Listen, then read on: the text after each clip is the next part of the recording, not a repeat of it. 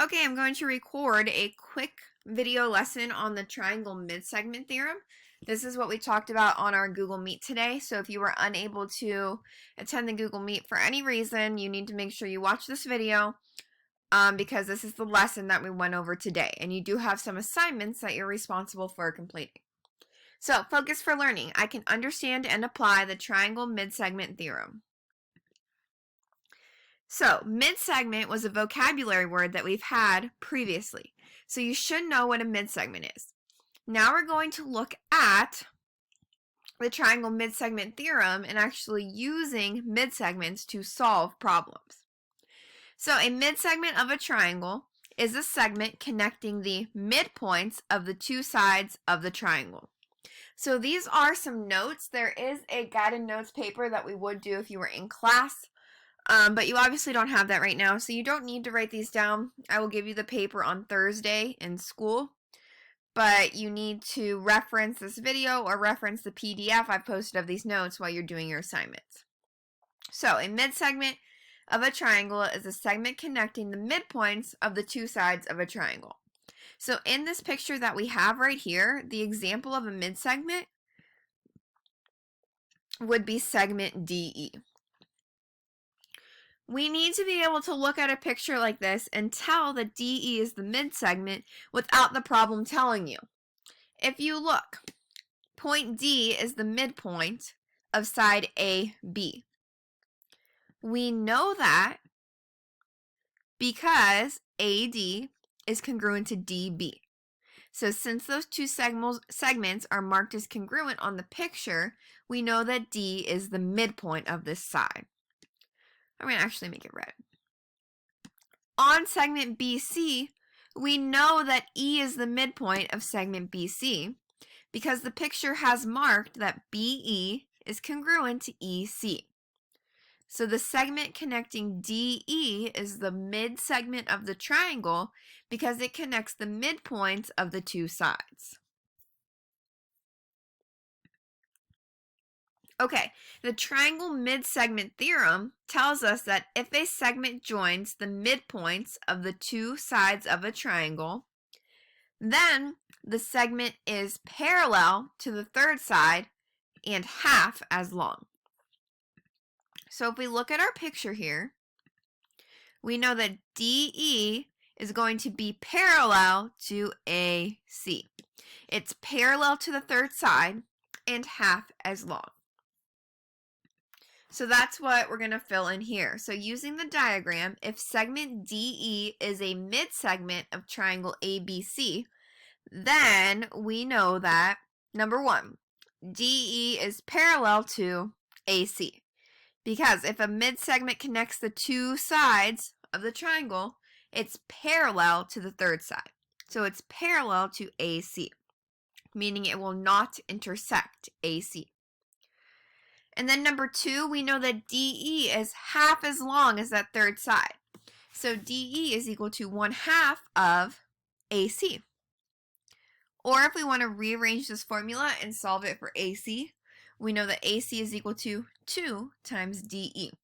This is important. So I would take a picture of this with your phone so that you have this when you're working on your assignments.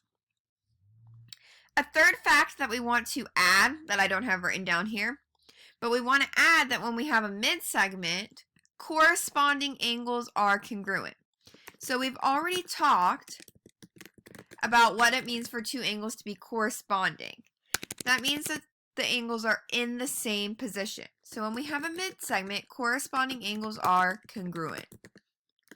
So I'm going to add that here as a note, and then we're going to show it on the picture. So corresponding angles are congruent. I'll make it a different color. And now we'll show it on the picture. So if we have angle BED, so this angle right here, it is going to be congruent to angle BCA because those two angles are corresponding. BED is in our little triangle and BCA is in the big triangle. but they're corresponding because they're in the same position. Same thing here, angle BDE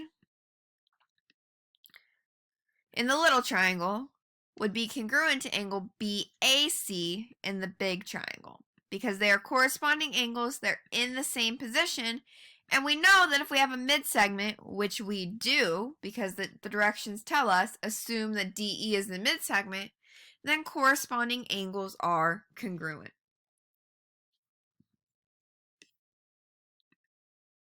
Okay, so now you have 3 assignments that you need to complete today.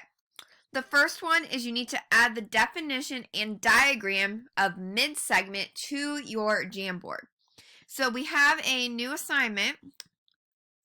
It is called In Class Special Segments and Triangle Centers Jamboard. So this is an assignment that is going to take a few days. We're going to be working on it for the next few weeks actually while we talk about triangles, special segments, and triangle centers.